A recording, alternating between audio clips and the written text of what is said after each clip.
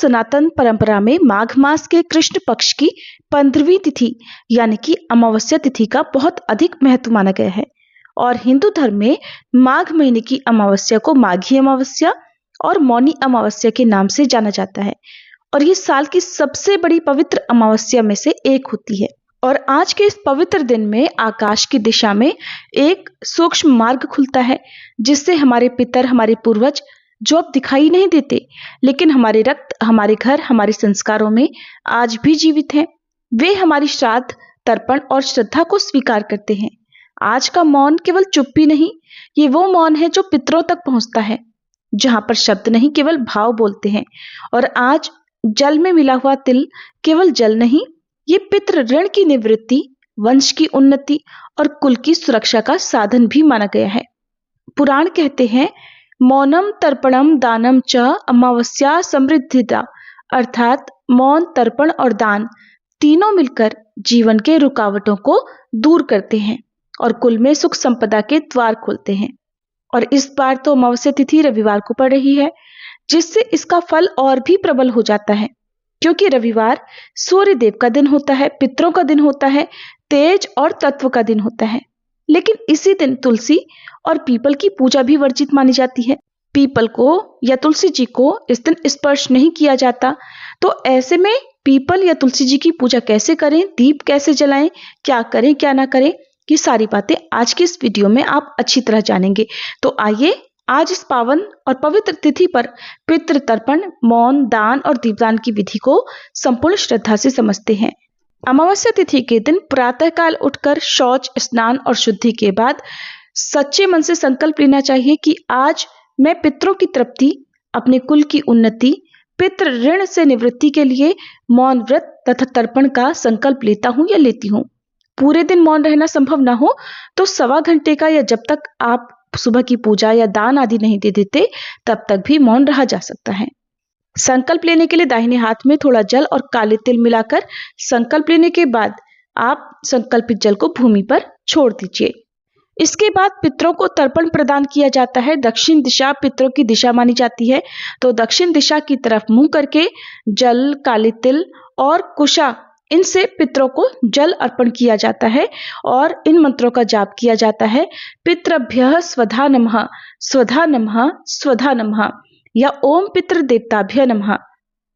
इस तरह से 3 बार या 5 बार तर्पण करें। अब सूर्य देवता को भी तांबे के लोटे में जल, अक्षत, लाल पुष्प और लाल चंदन डालकर जल अर्पित करते हुए ओम भास्कराय नमः या गायत्री मंत्र का जाप करें।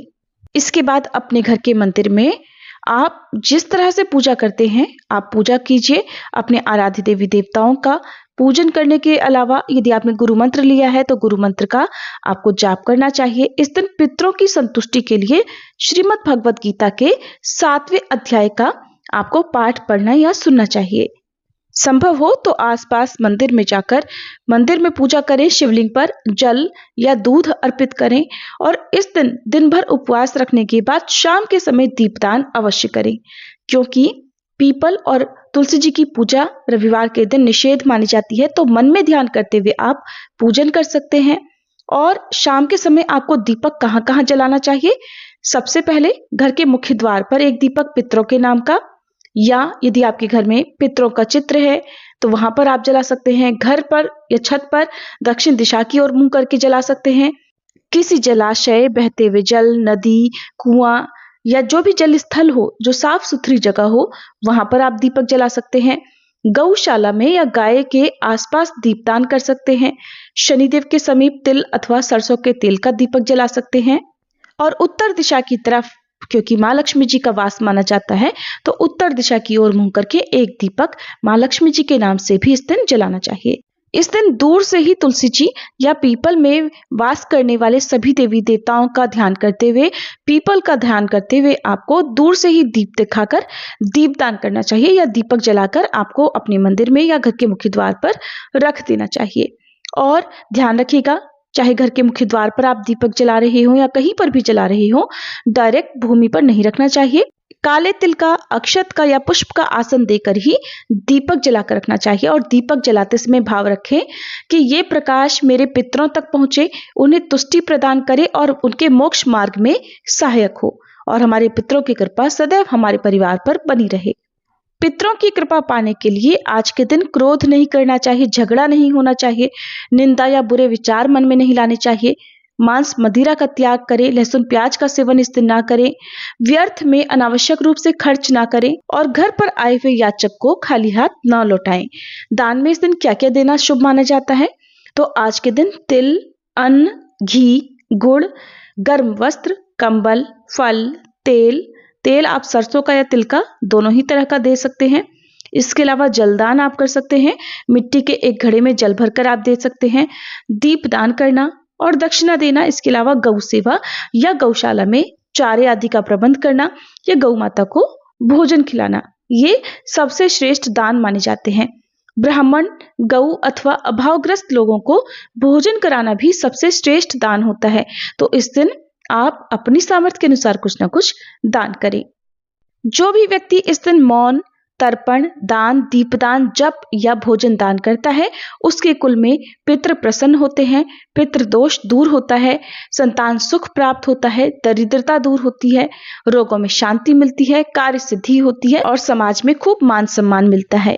व्रत रखने वाले भक्तों को मौन रहकर ही शाम के समय फलाहार करना चाहिए। शाम के समय आप हल्का सात्विक फलाहार कर सकते हैं, जैसे आलू, लौकी, कुटू। ध्यान रखें, नमक का सेवन करने से जहां तक हो सके बचें।